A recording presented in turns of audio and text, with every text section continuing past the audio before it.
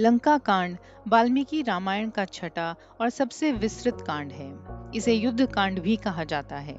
इसमें भगवान श्री राम और रावण के बीच हुए महायुद्ध का वर्णन है। इसी कांड में राम और रावण का निर्णायक संघर्ष होता है और सीता जी की अग्नि परीक्षा, विभीषण का राज्याभिषेक और अंत में राम का अयोध्या लौटना जैसी प्रमुख घटनाएं घटित होती हैं। अब आइए लंका कांड की मुख्य घटनाओं को विस्तार से देखते हैं।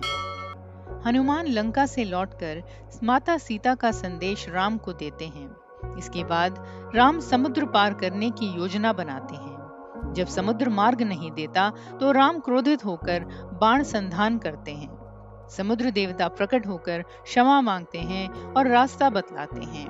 नल और नील नामक वानर समुद्र पर सेतु का निर्माण करते हैं। श्री राम वानर सेना सहित लंका की ओर प्रस्थान करते हैं। रावण का भाई विभीषण रावण को नीति की सलाह देता है कि वह सीता को लौटा दे। रावण उसकी बात नहीं मानता और उसे लंका से निकाल देता है। विभीषण राम की शरण में आता है। राम उसे लंका का भविष्य का राजा घोषित करते हैं और इसे धर्म की रक्षा का प्रतीक माना जाता है। जो मेरी शरण में आए वह मेरा है। लंका पहुंचकर राम वानरों के साथ डेरा डालते हैं। रावण युद्ध के लिए अपनी राक्षस सेना तैयार करते हैं। लंका के चारों द्वारों पर अंगद, हनुमान, नल, नील आदि को नियुक्त किया जाता है। सैकड़ों राक्षसों और वानरों के बीच भयंकर युद्ध होता है। राम और लक्ष्मण युद्ध में अद्भुत पराक्रम दिखाते हैं। रावण का पुत्र मेघनाद मायावी युद्ध करता है। वह राम और लक्ष्मण को नागपाश से बांध देता है। गरुड़ के आगमन से नाग भागते हैं और दोनों भाइयों को मुक्ति मिलती है। फिर मेघनाद लक्ष्मण को शक्ति बाण से मूर्छित कर देता है। हनुमान द्रोणगिरी से संजीवनी बूटी लाते हैं जिससे लक्ष्मण पुनर्जीवित होते हैं। फिर रावण के भाई कुंभकर्ण को जगाया जाता है। वह बहुत बलशाली है और वानर सेना को भारी नुकसान पहुंचाता है।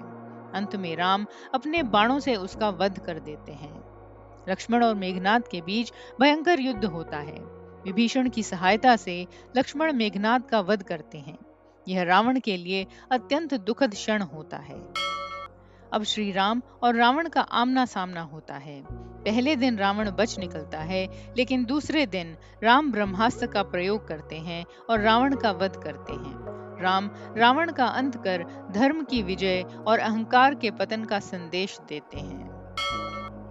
राम रावण का वध कर सीता को वापस लाते हैं, लेकिन जनता में संदेह न हो इसीलिए सीता को अग्नि परीक्षा देनी होती है। सीता अग्नि में प्रवेश करती है और अग्निदेव उन्हें अक्षत रूप में राम को सौंपते हैं। यह प्रमाण होता है कि सीता जी पवित्र हैं। लंका में राम विभीषण को राजा घोषित करते हैं। वह राक्षसों के बीच धर्म और न्याय की स्थापना करते हैं। राम, सीता और लक्ष्मण पुष्पक विमान से अयोध्या लौटते हैं। भरत राम के लौटने की प्रतीक्षा में कठिन तपस्या कर रहे होते हैं। राम अयोध्या लौटकर राज्याभिषेक करते हैं। सभी जनता उत्साहित होकर राम राज्य का स्वागत करती है। राम राज्य में कोई दुखी नहीं होता, न कोई भूखा होता है, न कोई अपराध होता है। सब धर्म, न्याय और प्रेम से रहते हैं। अतः युद्ध कांड या लंका कांड केवल एक महायुद्ध का वर्णन नहीं है, बल्कि यह नैतिकता, आदर्शों, धर्म और मर्यादा का प्रतिनिधित्व करता है। इसमें राम की महानता, रावण का पतन, हनुमान की भक्ति, लक्ष्मण की निष्ठा और सीता की पवित्रता का दिव्य चित्रण है। यह कांड हमें सिखाता है कि धैर्य, साहस, नीति और धर्म से हर कठिनाई पर विजय पाई जा सकती है।